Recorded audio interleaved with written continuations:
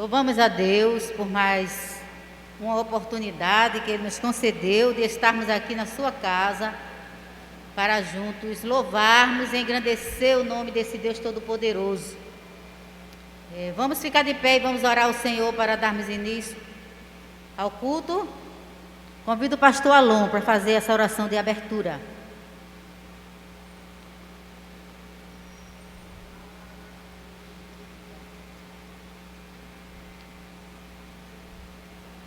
Paz do Senhor, os irmãos. Oremos. Meu Deus, louvado seja o teu nome. Tu és um Deus grande e tu és um Deus benevolente. Estamos aqui, Senhor, reunidos para te adorar, para magnificar o teu nome, mas também, Senhor, para receber algo de ti nessa tarde. E certamente, meu Deus, o que tu tens para nós vai responder às nossas necessidades, vai responder às nossas dúvidas, vai tratar a nossa alma, vai nos aperfeiçoar. Que o Senhor não permita que sejamos privados da tua graça por nenhum motivo, Senhor. Ó Deus, seja a alma turva, a mente preocupada, o coração pesado, seja, Senhor, algo de dentro ou de fora, algo aqui ou em casa ou no trabalho, seja, Senhor, enfermidade, seja o que for, age com misericórdia sobre a vida de cada pessoa que está participando dessa reunião, tanto aqui pessoalmente, ó Deus, como pela internet. Que tu, Senhor, possas nos abençoar, porque somos carentes de ti, somos necessitados de ti. Precisamos, Senhor, da tua misericórdia, precisamos do teu auxílio, porque temos, Senhor, na nossa vida o propósito de te glorificar, amém, de te exaltar, de bendizer o teu nome. Amém. Honrado seja o teu nome em nossas vidas. Aleluia. Perdoa os nossos pecados, perdoa as nossas faltas, tu, e Senhor, que a adoração, que o louvor, grande, que a palavra, ó Deus, que for proferida nesse lugar, sejam agradáveis a Ti e tragam, Senhor, alegria ao Teu coração, e que o Senhor Deus abençoe o Seu povo, porque esse povo é chamado pelo Teu nome, esse povo tem uma aliança contigo, ó Deus, e Tu, Senhor, nos escolheste dentre as nações, para que sejamos, Senhor, a menina dos Teus olhos, o brilho refulgente da Tua glória, o sal desta terra. Nós te oramos, Pai, nesse sentido, em nome e por amor de Jesus Cristo. Amém, meu Deus. Amém. Poder sentar, vamos louvar o Senhor com o hino de número 196.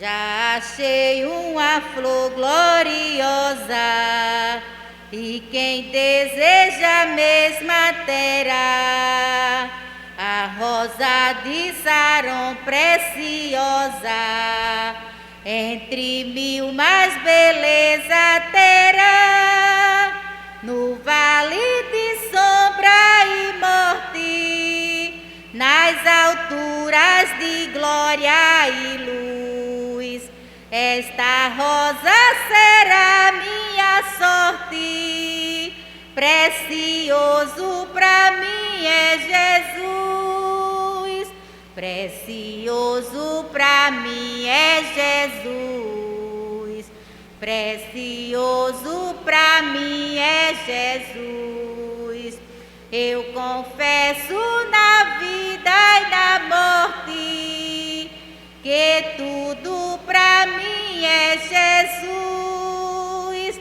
Já de muitos foi achada a rosa e provado excelente odor, e o poder desta flor gloriosa que dá vida ao vil pecador, muito zeloso pela lei foi Saulo, perseguia o povo de Deus, mas transformado foi em um Paulo, pois achou ele a rosa dos céus. Precioso pra mim é Jesus, precioso pra mim é Jesus. Eu confesso na vida e na morte que tudo pra mim é Jesus. Vai buscar Jesus glorioso, vai depressa, a noite já vem. E se perdes o amor glorioso, será triste pra ti o além. Esta flor hoje é ofertada a quem humildemente a buscar. Será logo da terra tirada para brilhar em outro lugar. Precioso pra mim é Jesus, precioso pra mim é Jesus. Eu confesso na vida e na morte que tudo pra mim é Jesus. Glória a Deus. Exaltado seja o nome do Senhor. E a oportunidade agora está com a irmã Noêmia para dar continuidade à programação.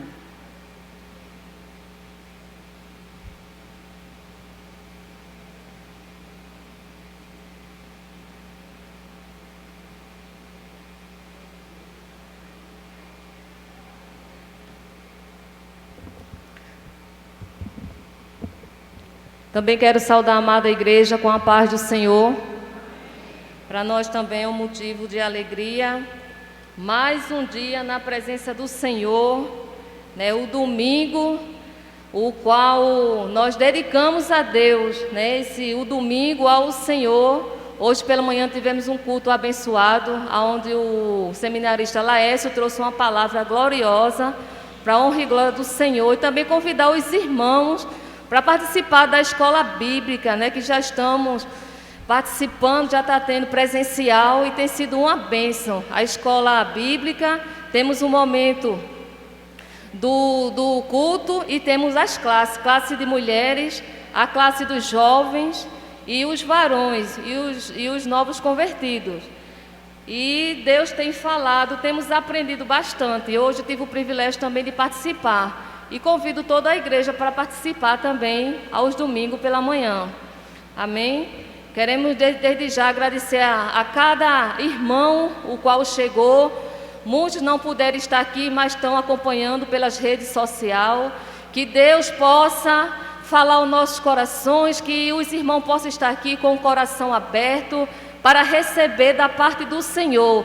Que nós possamos deixar o cansaço de lado, a preocupação e deixar Deus falar aos nossos corações. Amém, meus irmãos?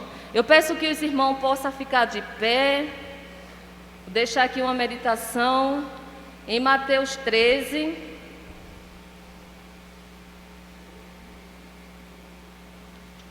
Mateus 13, o 36 ao 43.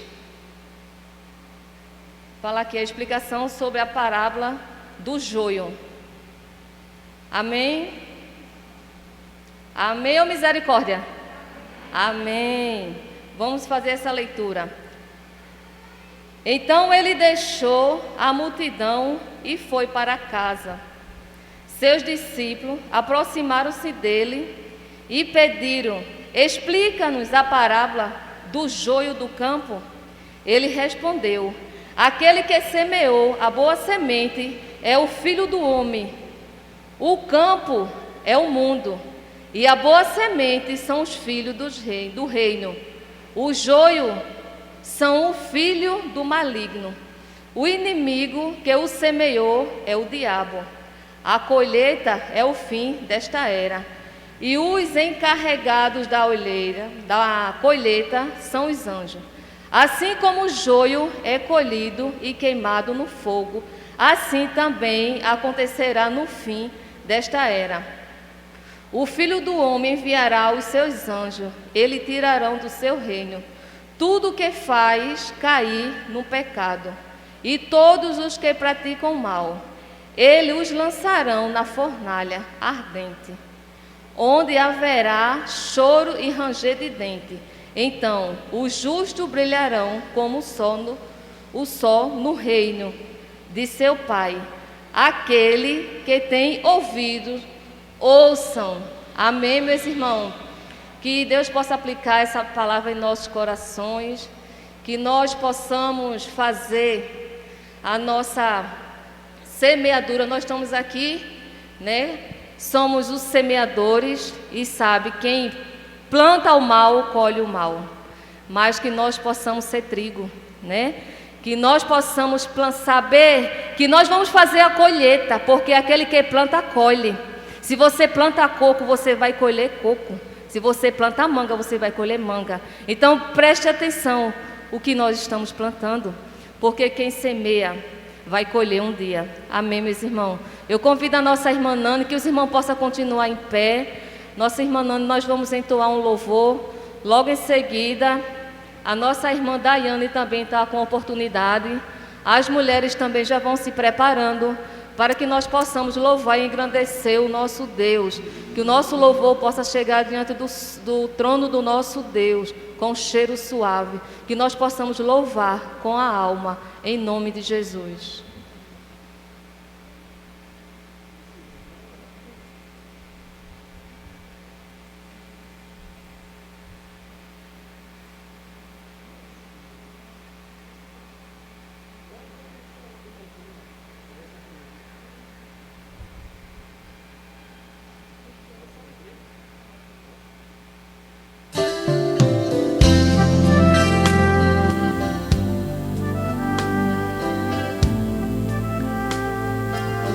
Glória a Deus. Glória a Deus. Louvado seja o teu nome, Senhor. Aleluia.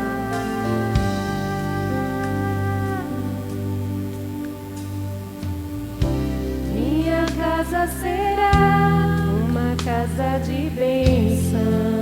Canta, igreja. Louve ao Senhor nessa tarde. Minha casa será a sua casa. Convide o Senhor para estar dentro da sua casa, que venha ser um pedacinho do céu, que o Senhor possa fazer morada. Aleluia. Adoradores que só exaltam ao Deus verdadeiro e fiel.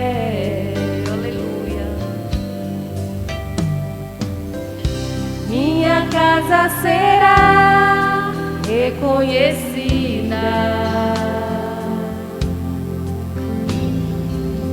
como um lugar de milagre e oração. É Deus, aleluia. Onde Jesus tem prazer em ficar, onde o Espírito Santo habita, onde há prosperidade, amor e vida. Faça do seu lar, aleluia. Faça do meu lar, Senhor, um lugar de harmonia. Faça do meu coração sua casa todo dia. Convida o Senhor. Esteja à vontade pra ficar e nunca mais sair. E nunca mais. Aleluia. Pois a casa que um dia te recebeu nunca mais saberá viver sem ti. Aquele que pisa no Santo dos Santos nunca mais saberá viver sem ti. Glória a Deus. Aleluia. Louvado seja o teu nome, Jesus. Aleluia.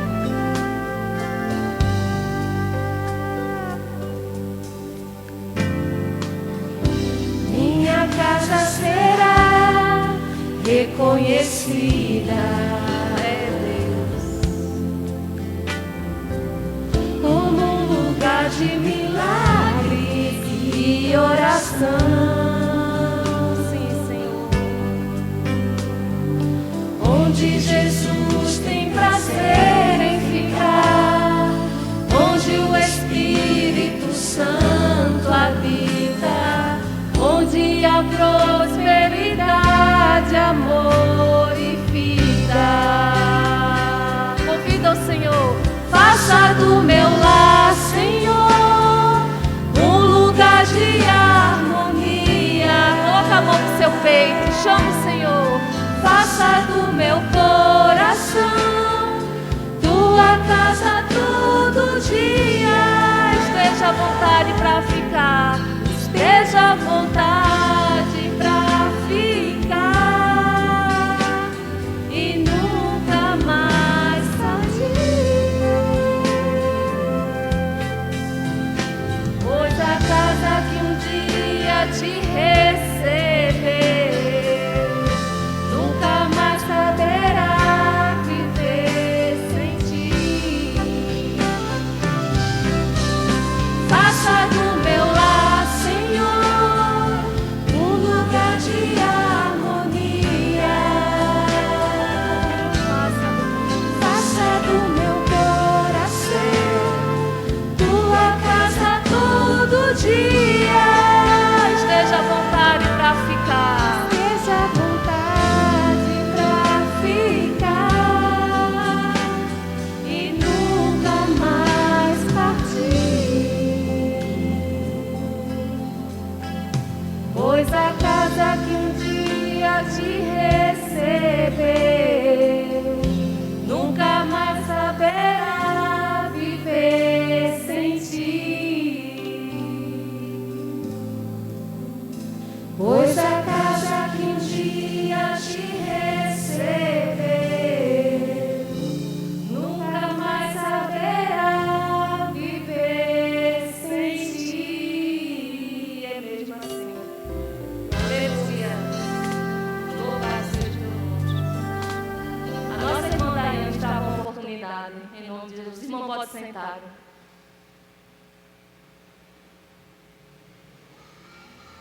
Logo após a irmã Daiane, o Ministério de Mulheres.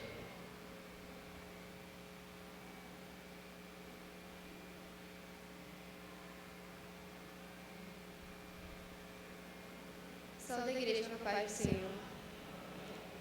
Quero deixar para a meditação de todos em Salmos 91, o primeiro, o segundo e o terceiro, que diz: aquele que habita no esconderijo do Altíssimo, à sombra do Onipotente descansará.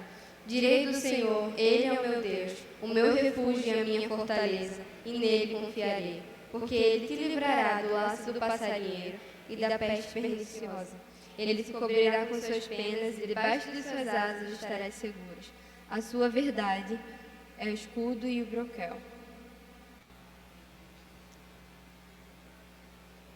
Tudo que eu preciso, sabes. Tudo que eu anelo, tu tens. Tudo que tu tens é o melhor. Tudo que tu fazes faz bem. O que eu quero nem sempre é bom. Nem sempre sei escolher, mas bendito seja o dia que eu escolhi teu querer. Pra onde irei se só tu tens palavras de vida?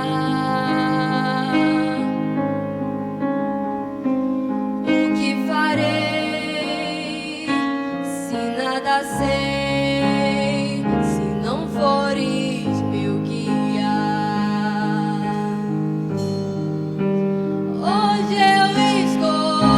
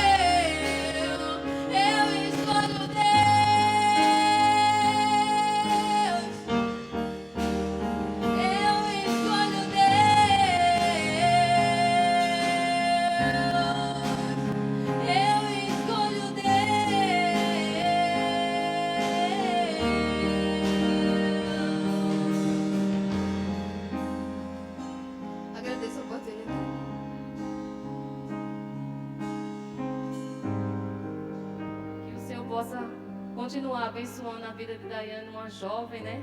É tão lindo quando o jovem ele se dedica na obra, né? A palavra diz que os jovens, ele cuida da casa do Senhor, né? E os mais velhos, casados, cuida do seu lar. Que nós possamos fazer, né, o melhor para o nosso Deus. Que Deus possa continuar te abençoando, Daiane.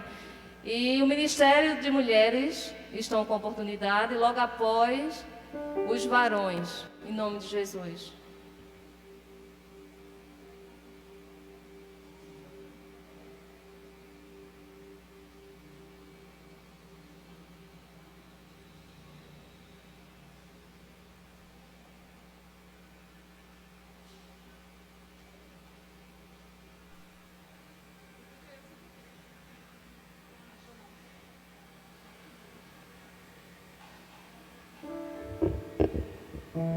Ministério Feminino. Saúde a igreja com a paz do Senhor.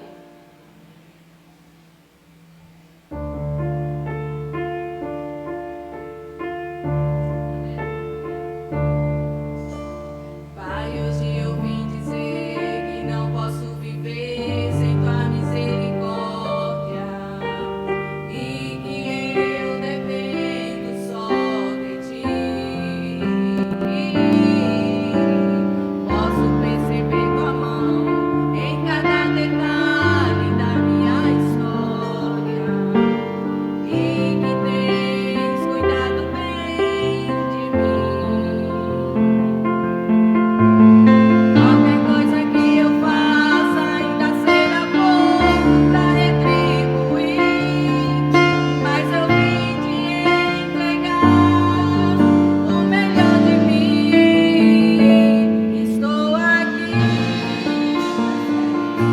me entregar minha adoração e reconheço que não mereço nenhum segundo da tua atenção. Mas onde irei se só você tem o que dá vida pro meu coração? Sou carente, sou dependente de ti, Senhor.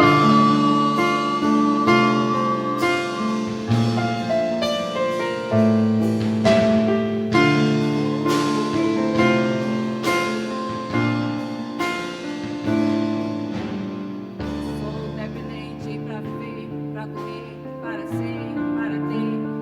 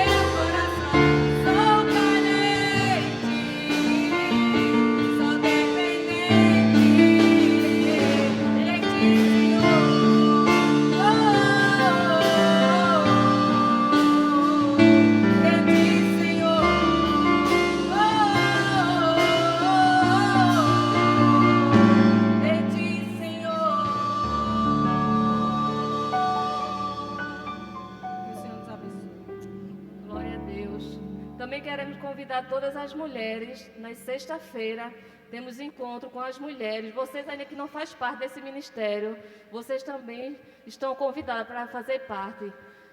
Todos os varões, Ministério de Varões, estão com oportunidade. Logo em seguida, os jovens e os adolescentes, em nome de Jesus.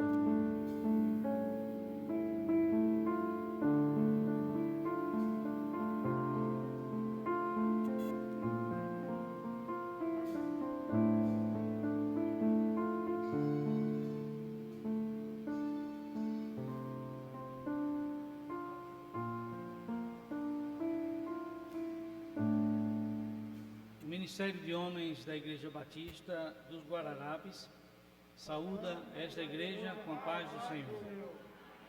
A palavra de Deus nos diz, no livro de Jó, no capítulo 28, dos versículos 25 a 28, quando regulou o peso dos ventos e determinou a medida das águas, quando prescreveu leis para a chuva e caminho para o relâmpago dos trovões, então viu a sabedoria, a manifestou, estabeleceu-a, a esquadrinhou e disse ao homem: eis que o temor do Senhor é a sabedoria, e apartar-se do mal é o entendimento.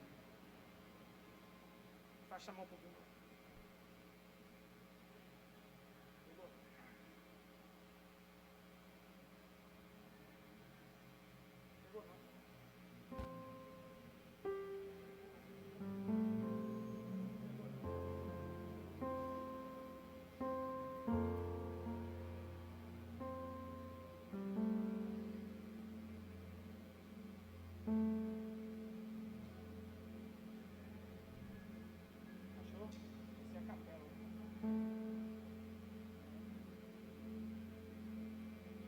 Razão para viver, no mundo não há. Eu tanto procurei, mas foi só ilusão. Ver em meu coração, perdido caminhei. Sem direção.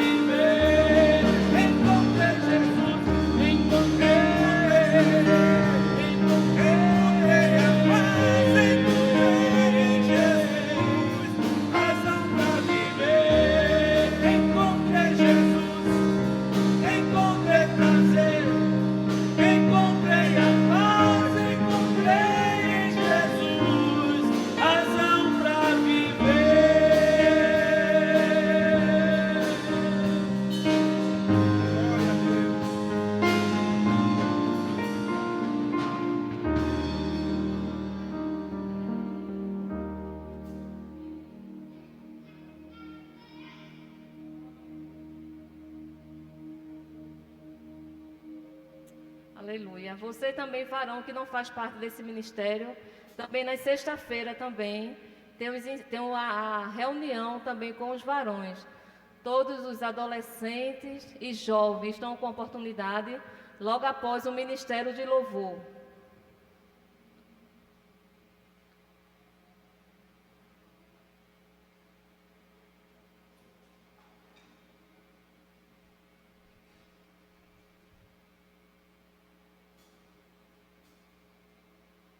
Saudamos a igreja com a paz do Senhor. Queríamos deixar para a meditação de todos Mateus 11, 28 ao 30. Venham a mim todos os que estão cansados e sobrecarregados, e eu lhes darei descanso. Tomem sobre vocês o meu jugo e aprendam de mim, pois sou manso e humilde de coração, e vocês encontrarão descanso para suas almas. Pois o meu jugo é suave e o meu fardo é leve.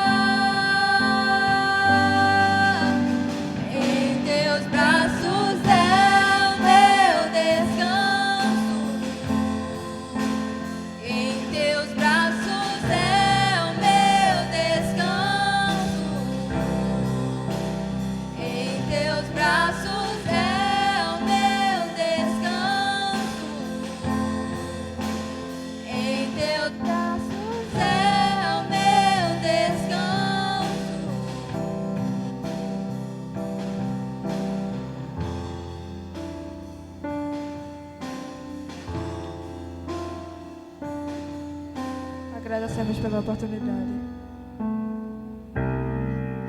Queria avisar os irmãos que nas quintas-feiras, a partir das 6 horas até as 8, nós temos ensaio, o encontro dos jovens, para aqueles que se interessam. Todos estão convidados, inclusive. Obrigada pela oportunidade.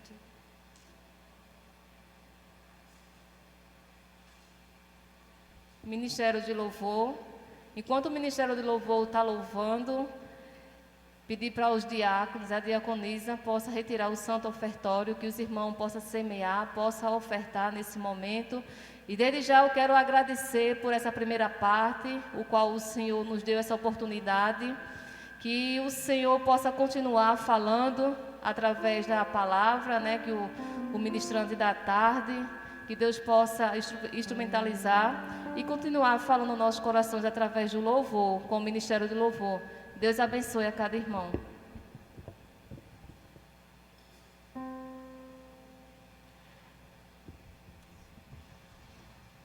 Nós queremos saudar os irmãos com a paz do Senhor. Nós queremos convidar os irmãos para ficarem de pé. E nós vamos deixar para a meditação de toda a igreja, em Filipenses, o capítulo 2. Se você puder abrir a sua Bíblia para ler conosco. Filipenses, capítulo 2.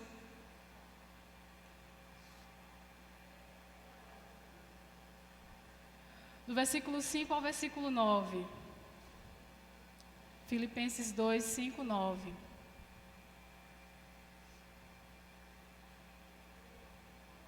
Diz assim: de sorte que haja em vós mesmo o mesmo sentimento que houve também em Cristo Jesus, que sendo em forma de Deus, não teve por usurpação ser igual a Deus, mas aniquilou-se a si mesmo, tornando-se em forma de servo, fazendo-se semelhante aos homens, e achado na forma de homem, humilhou-se a si mesmo, sendo obediente à morte, e morte de cruz. Pelo que também Deus o exaltou soberanamente, e lhe deu um nome que está acima de todo nome, para que ao nome de Jesus Cristo se dobre todo o joelho dos céus, que estão nos céus, na terra e debaixo da terra, e toda língua confesse que Jesus Cristo é o Senhor, para a glória de Deus o Pai. Em nome de Jesus, nós queremos pedir aos irmãos que louvem e exaltem o nome do Senhor conosco, possa abrir as suas bocas e louvar a esse Deus tão soberano, tão digno de ser louvado, de ser exaltado, de ser reverenciado, porque Ele é digno de toda a honra, de todo o poder, de toda a glória e de toda a majestade.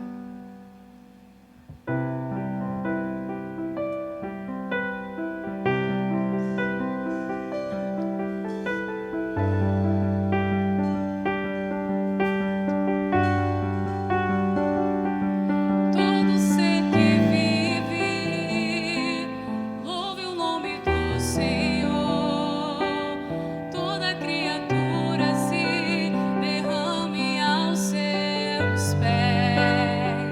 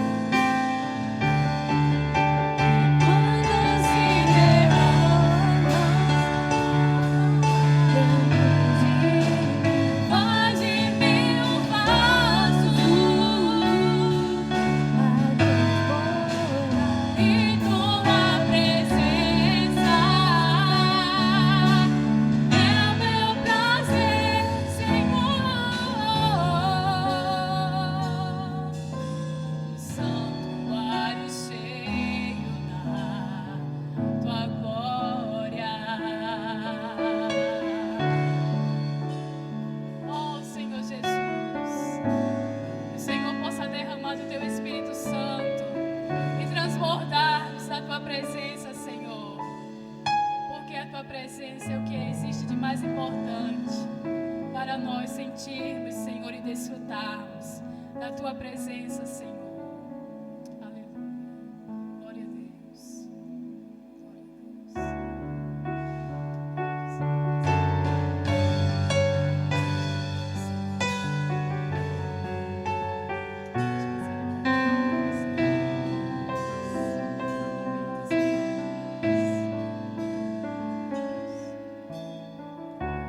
Rei dos reis, aqui estou.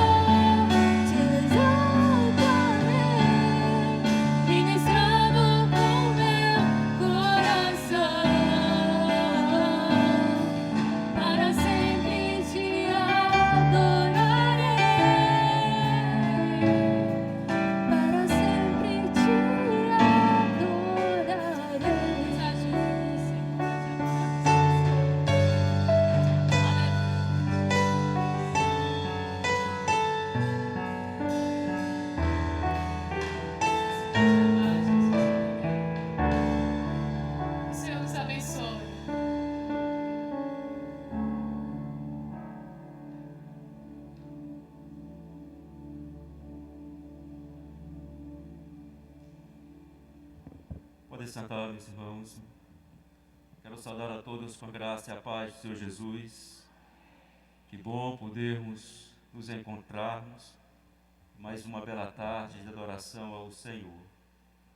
Nós vamos orar ao nosso Deus, mas podem permanecer sentados. Você vai abaixar a sua cabeça e vai colocar-se diante do Senhor nesse momento, rogando a Ele a sua graça na sua vida, que o Senhor tenha misericórdia de você, possa perdoar os seus pecados, possa também, nesse momento, você aproveitar para agradecer tantas dádivas, tantas bênçãos que o Senhor concede a cada um de nós. Oremos ao nosso Deus. Pai bendito, nós exaltamos o Teu santo nome, Senhor.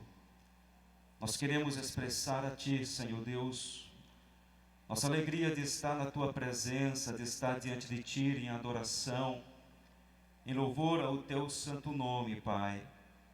Muito obrigado por essa bênção espiritual que concede a cada um de nós que nos encontramos aqui, aos Teus filhos e filhas, Pai, que embora não estejam presentes nos templos, mas que, Senhor, poderão louvar o Teu nome em seus lares, poderão refletir da Tua palavra em seus lares, Pai. Que Tu também trabalhe nos seus corações, Senhor. Que Teu Santo Espírito produza em nós sempre um coração quebrantado, contrito, nos livrando, ó Pai bendito, de qualquer sentimento de soberba, de arrogância, mas sempre reconhecendo nossa dependência de Ti, Senhor. Que dependemos da Tua graça, dependemos que Tu esteja trabalhando dos nossos corações, para que nós possamos verdadeiramente Te servirmos. E se hoje nos encontramos em adoração a Ti nesta tarde, é porque a Tua graça foi manifesta de forma tão maravilhosa em nossas vidas. E tem sido a cada dia, Senhor, em todas as oportunidades que nos concedes de estar em adoração a Ti. Eu Te louvo pela vida de cada um dos irmãos. Eu Te agradeço o prazer de estar juntamente com a Tua igreja nesta tarde, em nome de Jesus, Senhor. Em nome de Jesus. Amém. Eu quero dar as boas-vindas a todos os irmãos e irmãs que estão conosco nesta tarde, no templo. Alguns irmãos que já não vi há algum tempo e tenho um prazer de estar revendo. Laodiceia, Deus te abençoe, querida. Os nossos visitantes também que estão conosco pela primeira vez, se há alguém que você possa se sentir acolhido, possa se sentir bastante à vontade em nosso meio e sentir que esta igreja ama você e quer interceder pela sua vida, continuar orando por você. Meus irmãos, minhas irmãs, nós vamos ler um texto um pouco prolongado hoje, certo? Então, nós costumamos fazer a leitura bíblica, temos costumado fazer a leitura bíblica sentados, porque já ficam bastante tempo, no momento do louvor, às vezes em pé. Então a reverência está no nosso estado de espírito dentro da palavra, não necessariamente na nossa postura corporal. Então você vai abrir a sua Bíblia no texto de Atos, capítulo 9. Eu disse que o texto vai ser um pouquinho longo, 31 versículos, mas por que é necessário ler todo o texto? Por se tratar de um texto narrativo. Então, por ser um texto narrativo que narra um momento, faz um recorte de um acontecimento, de um momento, é necessária a leitura do texto completo. A mera citação não nos faria, digamos, abarcar ali naquele conteúdo. Então você vai ler e você vai se sentir naquele momento, sendo, de certa forma, como se fosse uma testemunha daquele evento. Então é diferente quando você lê o texto completo. Atos capítulo 9, versículo 1 até o versículo 31.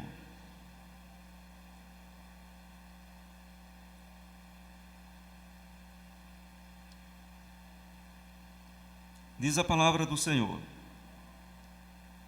Enquanto isso, Saulo respirava ameaças de morte contra os discípulos do Senhor. Dirigindo-se ao sumo sacerdote, pediu-lhe cartas para as sinagogas de Damasco, de maneira que, caso encontrasse ali homens ou mulheres que pertencem ao caminho, pudesse levá-los preso para Jerusalém.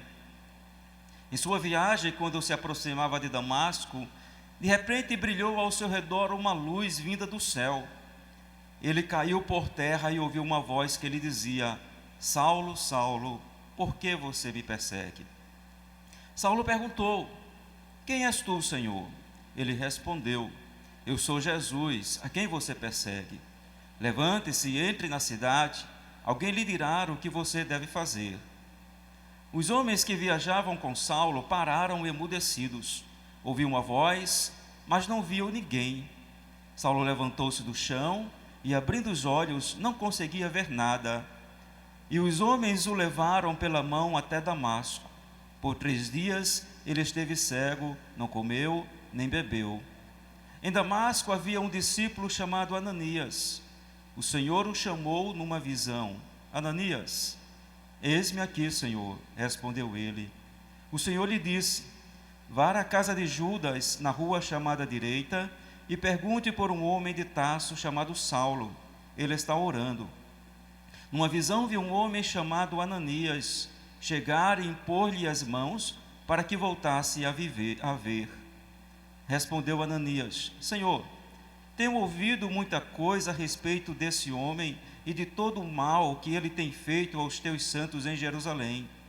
Ele chegou aqui com autorização dos chefes dos sacerdotes para prender todos os que invocam teu nome. Mas o Senhor disse a Ananias: Vai, este homem é meu instrumento escolhido para levar o meu nome perante os gentios e seus reis e perante o povo de Israel. Mostrarei a ele o quanto deve sofrer pelo meu nome. Então Ananias foi, entrou na casa, pôs as mãos sobre Saulo e disse: Irmão Saulo, o Senhor Jesus, que lhe apareceu no caminho por onde você vinha, enviou-me para que você volte a ver e seja cheio do Espírito Santo. Imediatamente, algo como escamas caiu dos olhos de Saulo, e ele passou a ver novamente. Levantando-se, foi batizado, e depois de comer, recuperou as forças. Saulo passou vários dias com os discípulos em Damasco. Logo começou a pregar nas sinagogas que Jesus é o Filho de Deus. Todos os que o ouviam ficavam perplexos e perguntavam: Não é ele o homem que procurava destruir em Jerusalém aqueles que invocam este nome? E não veio para cá juntamente para levá-los presos aos chefes dos sacerdotes? Todavia, Saulo se fortalecia cada vez mais e confundia os judeus que viviam em Damasco, demonstrando que Jesus é o Cristo. Decorridos muitos dias, os judeus decidiram de comum acordo matá-lo. Mas Saulo ficou sabendo do plano deles. Dia e noite, eles vigiavam as portas da cidade a fim de matá-lo. Mas os seus discípulos o levaram de noite e o fizeram descer num cesto, através de uma abertura na muralha. Quando chegou a Jerusalém, tentou reunir-se aos discípulos, mas todos estavam com medo dele, não acreditando que fosse realmente um discípulo. Então Barnabé o levou aos apóstolos e lhes contou como, no caminho, Saulo vira o Senhor, que lhe falava, e como em Damasco ele havia pregado corajosamente em nome de Jesus. Assim Saulo ficou com eles e andava com liberdade em Jerusalém, pregando corajosamente em nome do Senhor. Falava e discutia com os judeus de fala grega, mas estes tentavam matá-lo. Sabendo disso, os irmãos o levaram para Cesareia e o enviaram para Tarso. A igreja passava por um período de paz em toda a Judéia, Galiléia e Samaria. Ela se edificava e, encorajada pelo Espírito Santo, crescia em número, vivendo no temor do Senhor. Amém? Pai bendito, muito obrigado por essa oportunidade de expor a Tua palavra. Apesar das minhas falhas e meus pecados, Tu demonstra a Tua graça em nossas vidas, em minha vida e na vida da Tua igreja, de podermos participar de um momento, ó Pai, em que Tua palavra é transmitida. Glorificamos Teu nome, agradecemos em nome de Jesus. Amém. Eu estava procurando uma pessoinha que estava sentada junto comigo, as crianças foram com ele, né? eu só fico tranquilo de saber que a pessoinha está. Meus irmãos e minhas irmãs, é interessante, não sei se com certeza, né, todos nós já ouvimos aqueles contos infantis, já tivemos nossa parcela de contar as histórias infantis para as crianças, e é interessante como alguns desses contos, algumas dessas histórias, os personagens fazem justamente o oposto daquilo que lhes é aconselhado. Em algumas dessas histórias, justamente, ocorre uma mudança brusca de caminho percorrido. Por exemplo, aquela história do Chapeuzinho Vermelho, tudo acontece justamente porque a personagem central trilha o caminho que não foi aconselhado pela sua mãe. A mudança de caminho é uma mudança na história e faz com que, de fato, haja a história, faz com que impulsione a história, faz com que torne aquele acontecimento, vamos dizer assim, interessante. É uma ilustração que nos serve para entender o que provoca, o que ocorre na vida quando nós passamos a seguir um caminho diferente. Saulo, ele estava seguindo também o seu caminho. Ele estava num caminho de erro, no caminho no qual ele considerava que era justo, que era puro, que estava fazendo a coisa certa. E quando ia ali na estrada de Damasco, nós bem conhecemos essa história, nós vemos que ele então vivencia um acontecimento em que passa então agora a haver uma mudança no caminho da sua vida. As coisas agora começam a ser interessantes, mais interessantes na vida daquele homem chamado Saulo. E quem foi este Saulo? Um jovem ainda naquele momento, naquele contexto, com um futuro, por assim dizer, promissor, dentro do aspecto humano, um futuro bem promissor no meio dos fariseus.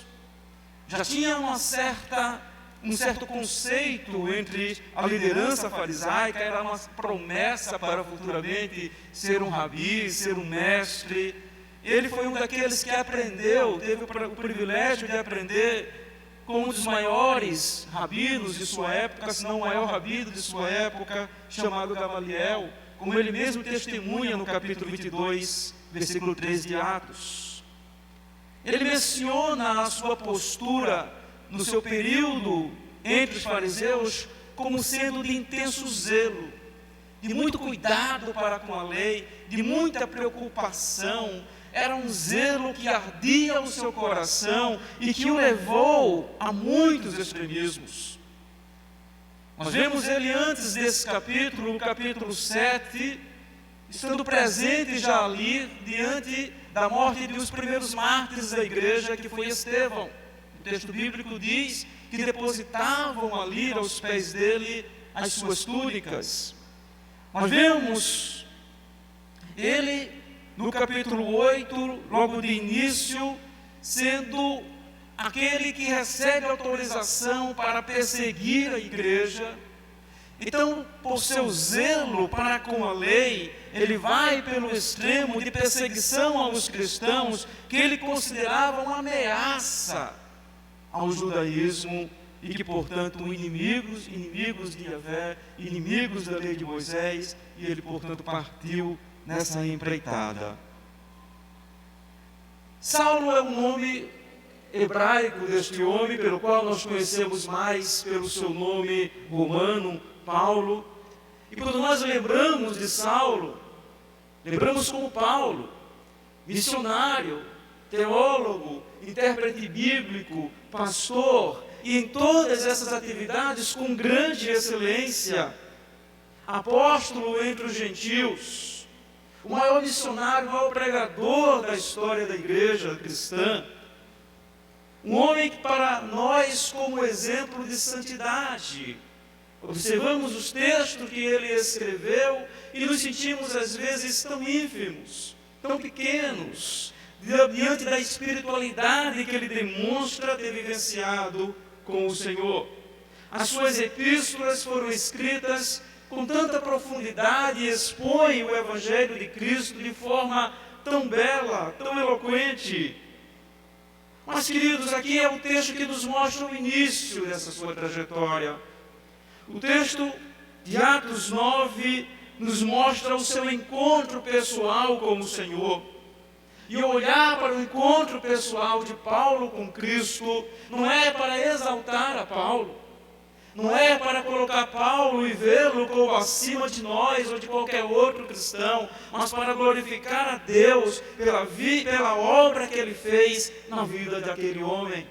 Assim como podemos olhar para Ele, estejamos olhando para a nossa história, estejamos olhando para o nosso testemunho, estejamos olhando para o que Cristo fez em nossas vidas, como Ele mudou a nossa trajetória, o nosso caminhar neste mundo. Então, queridos e queridas, nós vemos nesse texto o soberano e gracioso amor transformador de Deus. Vemos o amor de Deus agindo na vida daquele homem de forma soberana, de forma graciosa. Versículo 1 ao versículo 9, vemos como Deus manifesta em graça ali para o apóstolo. Versículo 1 e 2 mostram como Saulo estava empenhado ali na perseguição aos cristãos. Como eu disse na introdução, um homem com muito zelo, mas agora com autoridade, muito zelo pela lei, mas agora com autoridade, com cartas que lhes davam a autoridade de perseguir, de aprisionar, de causar sofrimento ali para os cristãos, e portanto ele vai nessa sua jornada, quer aprisionar o máximo possível de cristãos, tem soldados à sua disposição para isto, e começa a perseguir aqueles que naquela época eram chamados de forma singela como os do caminho, os discípulos, os cristãos, querendo conduzi-los a Jerusalém. E claro que o sucesso de Paulo para aquelas pessoas poderia significar prisão, poderia significar a morte, poderia significar grande sofrimento para tanta gente. Sendo que o Senhor, Ele tinha um grande propósito na vida daquele homem. A forma como Deus se manifesta ali, naquele caminho até Damasco para aquele homem, mostra o poder soberano do Senhor em ação para salvá-lo. Ele teve uma visão do próprio Cristo, um grande privilégio, porque Deus tinha um propósito muito específico para com a sua vida. Contempla uma luz, ouve uma voz que com certeza ele nunca esqueceu aquela voz, nunca esqueceu aquele momento. Estava caminhando tão altivo ali no seu cavalo, tão soberbo, tão arrogante, e Deus faz com que ele literalmente caia ao chão, quando ele está ali, indo a Damasco, e pergunta, como Deus mostra no versículo 4, Saulo, Saulo, por que me persegues? Queridos, aqui quando Jesus faz essa pergunta, isso é muito importante, muito significativo para nós. Saulo poderia perguntar, poderia argumentar, eu não persigo a ti, eu estou perseguindo aqueles que estão te seguindo. Digamos que houvesse essa argumentação. Como hoje alguém poderia dizer, não, meu ódio não é contra Jesus, meu problema não é com Jesus, meu problema é com vocês, meu problema é com os cristãos. Eu odeio os cristãos, eu detesto os cristãos, então eu vou perseguir os cristãos. Só que nesse texto, Jesus, ao falar essa expressão, está dizendo para Saulo, quem persegue a eles está perseguindo a mim. Quem odeia a eles está odiando a mim. Quem tem antipatia por eles está tendo antipatia por mim. De igual modo, evidentemente, quem os ama também estará me amando. Essas palavras tão breves de Cristo para Saulo mostra a comunhão de Cristo com a sua igreja, essa união mística, essa união espiritual, de modo que não há como se ter comunhão com Cristo sem que se tenha comunhão com a igreja. De modo que não há como alguém dizer que ama verdadeiramente a Cristo sem que esteja amando aqueles por quem Ele derramou o seu sangue.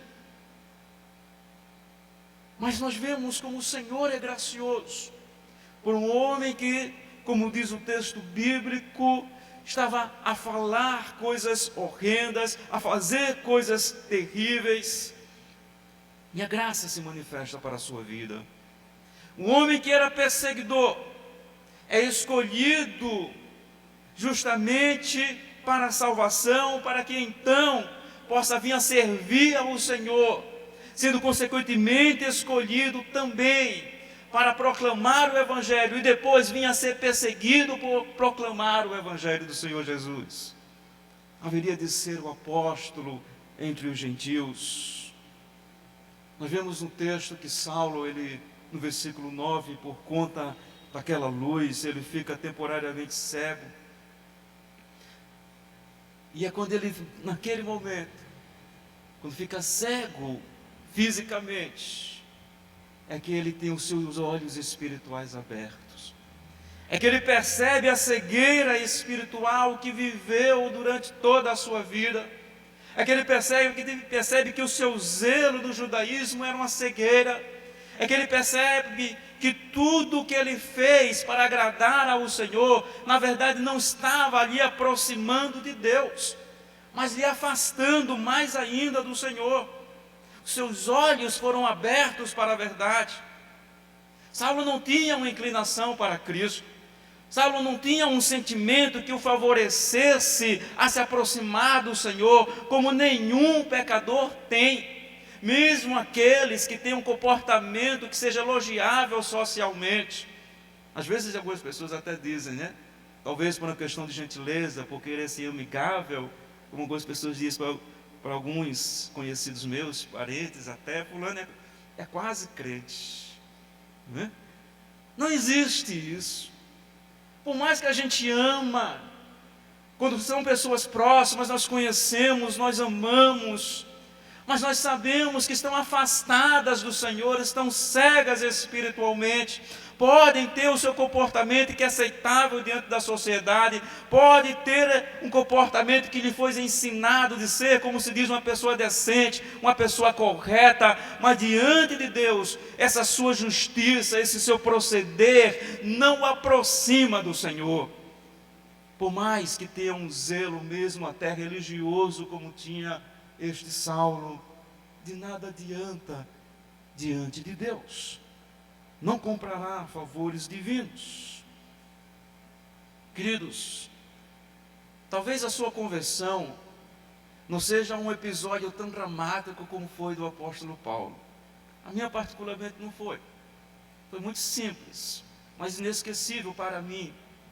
Um irmãozinho que sentou tocando o violão, cantando uma canção, errando as letras, errando as notas, e eu não estava nem aí por ele estar errando as notas, até porque eu nunca entendi de música, mas tudo que ele cantava e tudo que ele falava batia forte no meu coração, e para a surpresa dele, quando ele fez o convite, eu disse sim, eu quero, na minha linguagem, aceitar Cristo como Salvador. Não foi uma luz do céu que se abriu, eu não estive à beira da morte e Jesus me trouxe a vida.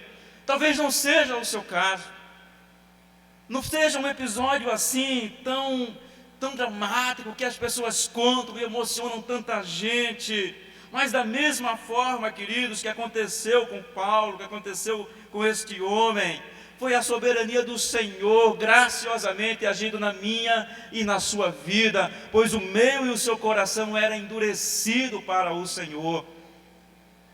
Foi Deus graciosamente, soberanamente, indo ao teu e ao meu encontro, meus queridos. Poderíamos estar em nossa soberba, em nossa arrogância, em nossas pretensões, e de uma forma figurada Deus nos fez cair por terra, assim como fez Saulo, literalmente cair por terra. Abrindo os nossos olhos para enxergar a verdade, para enxergar os nossos pecados, para enxergar o quanto nós merecemos, na verdade, a condenação do Senhor. O texto aqui, meus irmãos, nos mostra que de perseguidor, aquele homem viria a ser perseguido. viria a ser uma das grandes personalidades da história da igreja, uma das grandes maravilhas da história da igreja. Mas nós vemos aqui também os planos soberanos de Deus, portanto, para a vida dele.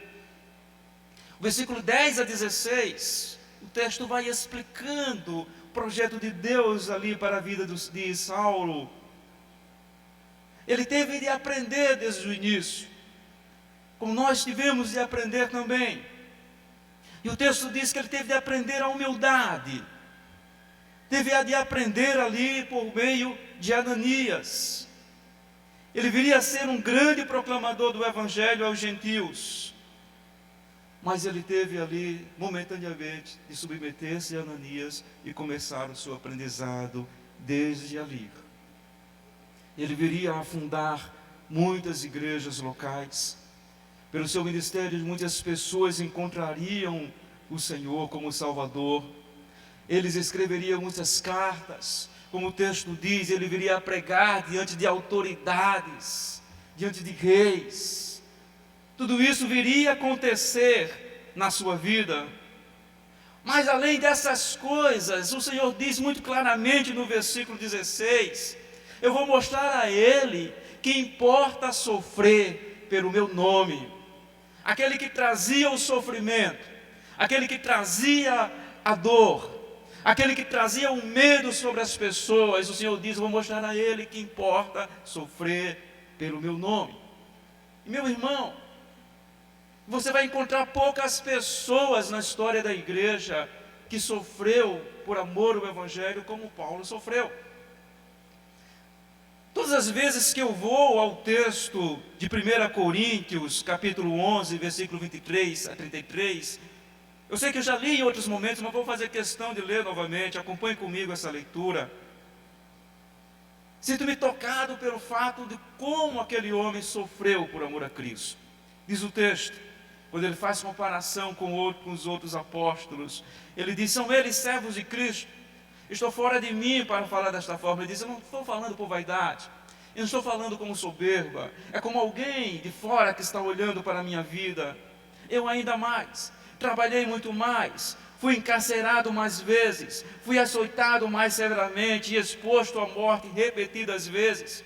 5 vezes recebi dos judeus 39 açoites. 3 vezes fui golpeado com varas, 1 vez apedrejados, 3 vezes sofri naufrágio, passei uma noite e um dia exposto à fúria do mar. Estive continuamente viajando de uma parte a outra, enfrentei perigo nos rios, perigos de assaltantes, perigos dos meus compatriotas, perigos dos gentios, perigos na cidade, perigos no deserto, perigos no mar e perigos dos falsos irmãos.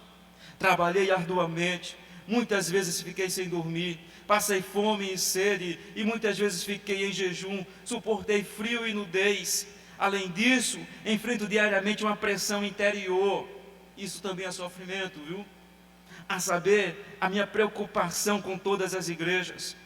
Quem está fraco, que eu não me sinta fraco. Quem não se escandaliza, que eu não me queime por dentro. Se devo me orgulhar, que seja nas coisas que mostram a minha fraqueza. O Deus e Pai de nosso Senhor Jesus, que é bendito para sempre, sabe que não estou mentindo. Em Damasco, ele cita esse evento aqui que nós estamos vendo. O governador, nomeado pelo rei Aretas, mandou que se vigiasse a cidade para me prender. Mas de uma janela da muralha fui baixado numa cesta, escapei das mãos dele. Veja, queridos, quantas coisas ele passou. Veja e lembre-se desse texto todas as vezes que você imaginar que está passando por coisas demais, que talvez já tenha sofrido demais, que talvez o Senhor esteja pesando demais a sua mão. O quanto ele teve que passar para aprender a humildade, aprender o que significa servir ao Senhor. Quero te dizer, querido, minha querida, que todo cristão, você, eu, seu irmão que está ao seu lado, todo cristão vivenciará os sofrimentos de Cristo. Como assim, pastor? Não há sofrimentos vicários. Cristo sofreu por nós e nos concedeu salvação. Mas quando nós sofremos por amor ao Senhor Jesus Cristo, a palavra de Deus chama isso de sermos participantes dos sofrimentos do Senhor. Então todo salvo necessariamente vivenciará isso. Sofrerá também neste mundo porque serve a Cristo. Sofrerá porque é um servo, uma serva do Senhor. O autor John Stott, ele diz algo interessante sobre essa característica da vida cristã.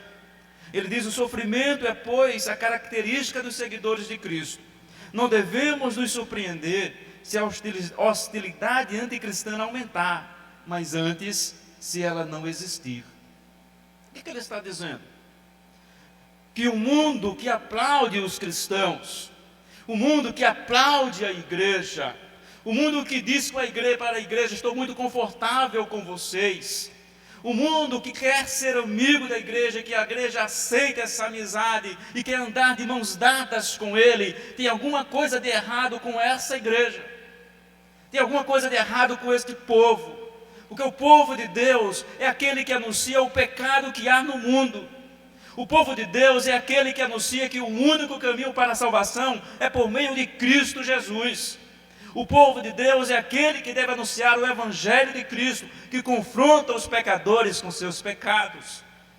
E muitos não irão se sentir confortáveis com essa confrontação. Então, se o mundo se sentir confortável, é porque o problema está com a igreja. Queridos,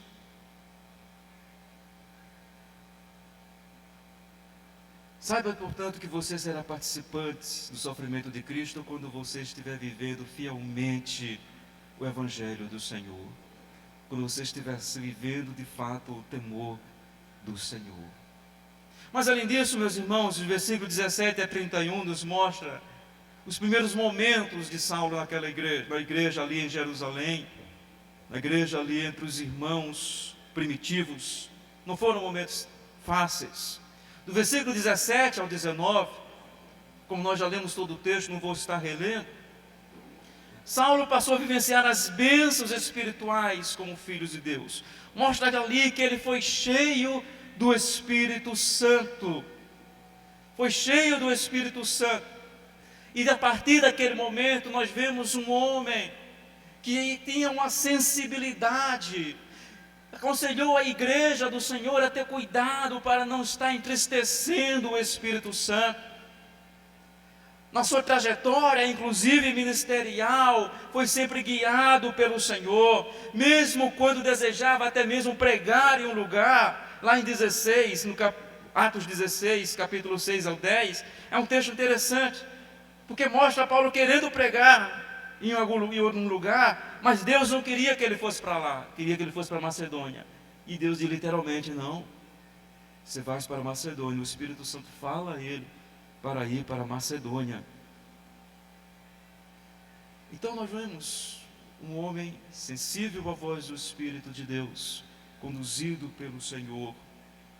Naquele momento, ali, da sua conversão, ele foi curado pelo Senhor.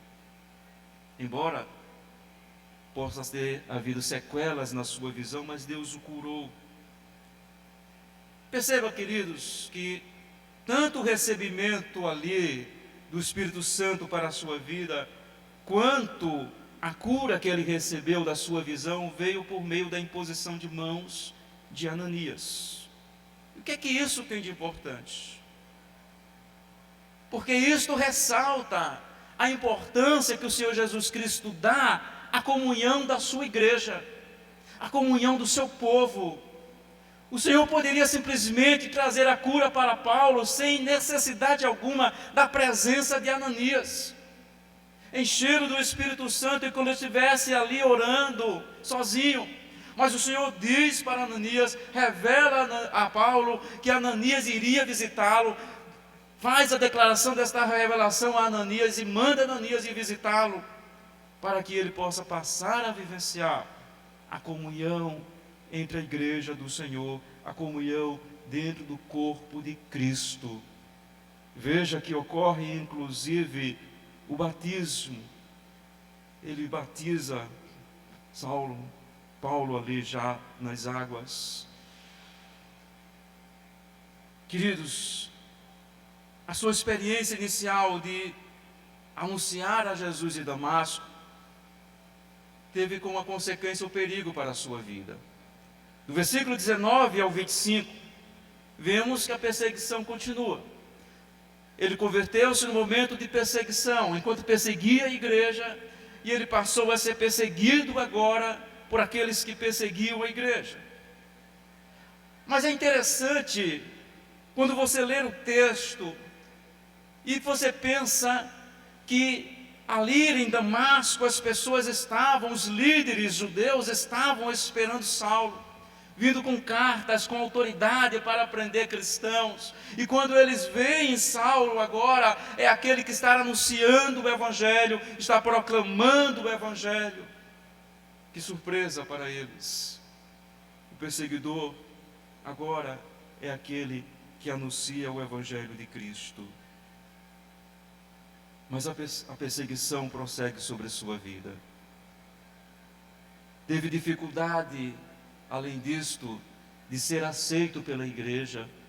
A sua fama já tinha corrido entre as comunidades cristãs. Havia quem desconfiasse da sua intenção. Será que isso não é uma estratégia? Ouvi dizer que ele é muito inteligente, é muito perspicaz. Será que não está armando uma cilada, fingindo-se ser cristão para conseguir prender o máximo de número de cristãos que puder? Então os irmãos ficaram bastante cautelosos com relação a aproximar-se dele. Então ele fala desses perigos, do perigo que ele correu também ali pela ofensiva do rei Aretas. Ele fala que teve que ter sido enviado para Tarso. No versículo 31, então, é o momento que ele diz que agora a igreja ali pôde vivenciar um pouco de paz. A igreja passava por um período de paz em toda a Judéia, Galileia e Samaria. Por duas razões. Saulo não era mais o tal perseguidor que causava espanto, que causava terror entre os cristãos. Agora já era um homem de Deus convertido e proclamado o Evangelho. Mas também há uma explicação com relação ao contexto histórico do Império Romano, porque foi justamente naquele momento que subiu ao trono o imperador mais depravado, perverso da história de Roma, Calígula. Então uma das primeiras coisas que ele quis fazer foi erigir uma estátua sua no templo de Jerusalém. Então agora a preocupação dos líderes judeus era com esse problema, com essa questão. Esqueceram momentaneamente os cristãos, por um breve espaço de tempo. Então, por isso também cessou-se um pouco ali a perseguição, houve uma certa paz naquele momento, ocasião também favorecendo para que a igreja pudesse estar crescendo. Tudo isso vem da soberania do Senhor, todas as situações que a igreja vivencia, pela qual a igreja passa. Meus irmãos, aí você olha para esse texto narrativo da história de Paulo. Diz, mas pastor, e o que é que isso diz para mim? Esse texto diz o seguinte, queridos. Nos mostra, por meio da história deste homem, aquilo que a palavra de Deus ensina de forma mais didática nas epístolas, que a conversão é única e exclusiva obra de Deus. É Deus que age de forma soberana, que age de forma graciosa. É o Senhor que produz o arrependimento por meio da ação do seu Santo Espírito. É o Senhor que leva o miserável pecador a compreender a verdade do Evangelho, a olhar para textos que ouviu tantas vezes alguém falar, que talvez tenha lido tantas outras vezes com um olhar diferente, com uma percepção diferente, pois seus olhos espirituais agora são abertos para a verdade do Evangelho. É o Senhor quem o justifica, quem declara que não há mais condenação para a sua vida. É o Senhor quem faz entender, como fez o Saulo entender, que o Messias que ele esperava já tinha vindo, que era aquele crucificado, e que, portanto, faz entender que os nossos pecados estão já pagos por ele. que não há mais nenhuma condenação, como Paulo explica muito bem em Romanos 8, é um ato soberano de Deus. Portanto, queridos, que nós possamos absorver o que ele nos diz, por exemplo, em Gálatas 1, versículo 15 e versículo 16. Mas Deus me separou desde o ventre materno e me chamou por sua graça, quando lhe agradou revelar o seu Filho em mim, para que o anunciasse entre os gentios. Deus me separou. Deus veio soberanamente à minha vida, graciosamente à minha vida. Veja que o fato de Saulo cair por terra diante de Cristo ilustra, de certo modo, aquele a quem Jesus alcança com a sua graça. A graça do Senhor nos humilha. A graça do Senhor nos humilha porque nos mostra que nós não merecemos a salvação, não merecemos a sua dádiva, só merecemos condenação, mas ainda assim Ele nos concedeu o maior tesouro de todos. Não há verdadeira conversão sem humilhação. Não há verdadeira conversão sem reconhecimento de pecado, sem reconhecer a miséria pecaminosa na qual a pessoa se encontrava. E se há alguém nesse recinto, se há alguém que irá ouvir essa mensagem, que não tem ainda Cristo na sua vida, que possa reconhecer os seus pecados, que possa reconhecer o quanto é perverso, o quanto é perversa diante do Senhor, que pare de colocar desculpas para as suas iniquidades, para as suas maldades, para os seus pecados, que possa reconhecer que só Deus é bom, que possa reconhecer que há maldade no seu coração, que toda a sua tentativa de atitudes justas e santas mais ofendem ao Senhor, porque só serve para enaltecer o seu ego. Que possa reconhecer isso de coração. E aquele que já vive em Cristo, mantenha essa humildade no seu coração. Eu caminho pela graça do Senhor. Eu estou aqui pela graça de Deus. Eu sou um miserável pecador. Queridos, como nós vemos, a conversão produz transformação. Paulo teve o caráter transformado.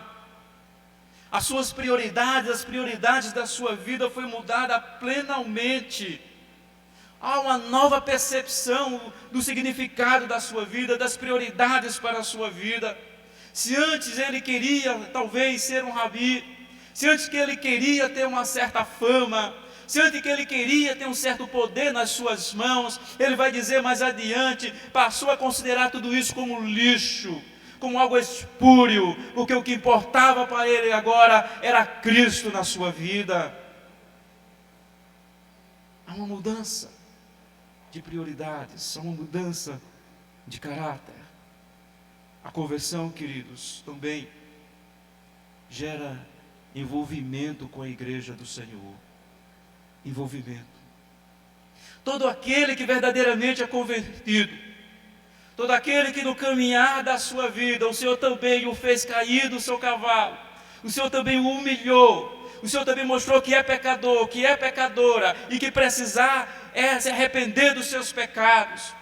Todo aquele a quem o Senhor bateu na porta do seu coração, como diz em Apocalipse, abriu a porta do seu coração, que o Senhor entrou e mudou a sua vida.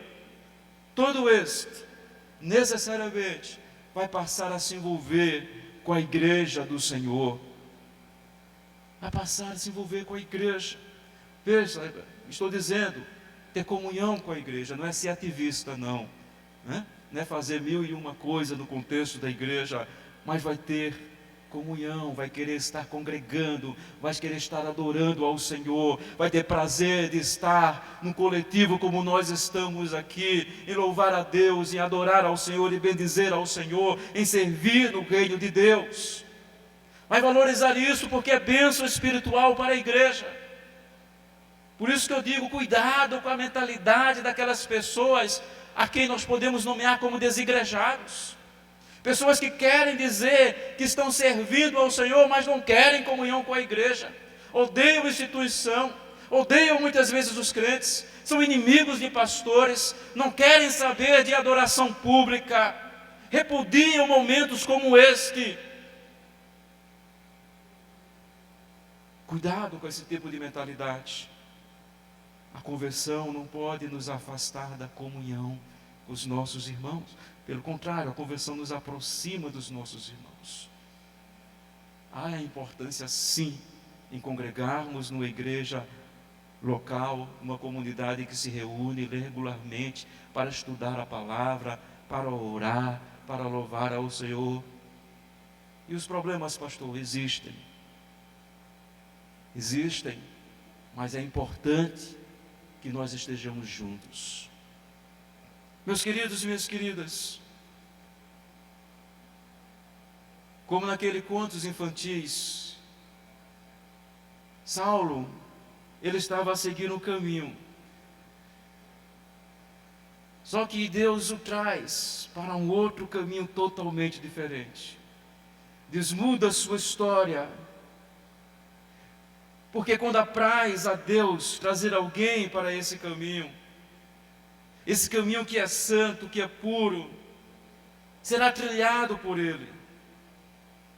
Mesmo quando aparentemente não há nenhuma possibilidade disso acontecer, mesmo quando humanamente falando não há nenhuma possibilidade de que isso venha a acontecer. Quantas vezes eu já ouvi falar: ah, pastor, mas o senhor não conhece fulano. Às vezes são as irmãs que dizem isso, né? Eu vi literalmente de uma irmã: pastor, você não conhece meu marido, é melhor o senhor nem ir lá. E o abençoado hoje serve ao Senhor, porque não há coração que seja endurecido para o Senhor. Ele quebranta qualquer coração. Queridos, como disse o Senhor, Ele traz para o caminho, porque como Ele diz em João 14,6, eu sou o caminho, eu sou a verdade e a vida. Então continue orando, continue intercedendo por aquele seu parente que as pessoas consideram que não há como, aquela pessoa que aparentemente tem um coração muito endurecido. Deus poderá ter um encontro soberano na vida dessa pessoa. Amém? Vamos orar em gratidão. Depois a palavra estará com o pastor Fabiano. Pai bendito, muito obrigado por esse momento. Louvamos o teu nome e agradecemos pelas verdades da tua palavra em nossas vidas. Que possamos reconhecer sempre tua bondade, tua soberania, Senhor. E que jamais desanimemos de proclamar o teu santo evangelho, Pai amado. Crendo, Senhor Deus, que tu há de transformar muitas vidas que parecem, Senhor, estarem tão distantes, mas que diante do teu soberano poder, diante da tua graça, Senhor, irão se render ao teu santo evangelho, Pai amado. Te louvamos, agradecemos a ti, em nome de Jesus, Pai. Amém. Meus irmãos, graças e paz. Ivanci, queridos, eu quero agradecer ao Senhor por você que está aqui presente conosco. Estou vindo agora da igreja de Candeias, agradecido